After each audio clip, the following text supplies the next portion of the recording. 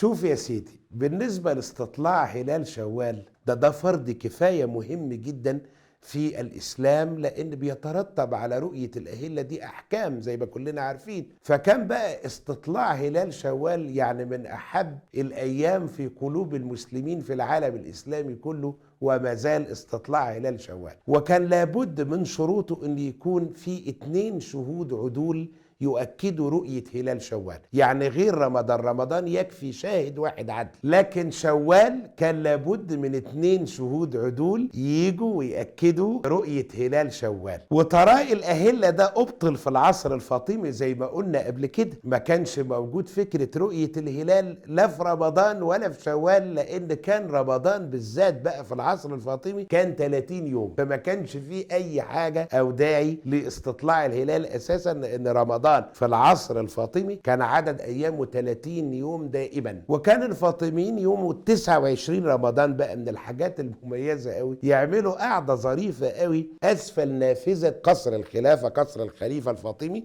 يجيبوا بقى المقرئين اللي أصواتهم جميلة جدا ويختموا القرآن الكريم كله في جلسة واحدة يوم 29 رمضان بأصوات جميلة لا أجمل ولا أروع، ويقعدوا القاهرة كلها تسمع بقى الجمال والحلاوة من سورة الفاتحة، من فاتحة الكتاب لغاية آخر آية في القرآن الكريم في جلسة واحدة. يوزعوا بقى القرآن على بعض، ده يقرأ شوية وده يقرأ شوية.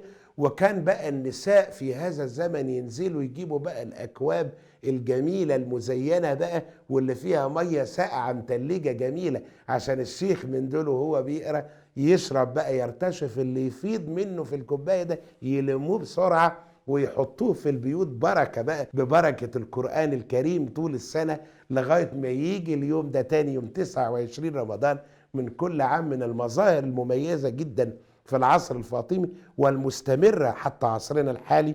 كلنا بنحرص على إقامة هذه الفضيلة الجميلة جدا. ليلة 29 بقى صباح بقى 30 رمضان نعمل القعدة الجميلة دي، كتير مننا بيحرص انه يعملها الى الان. طبعا من المظاهر الجميلة الموروثة من العصر الفاطمي والمستمرة لعصرنا الحالي، كتير مننا بيحرص انه يعمل الجلسة الجميلة دي، جلسة ختم القرآن.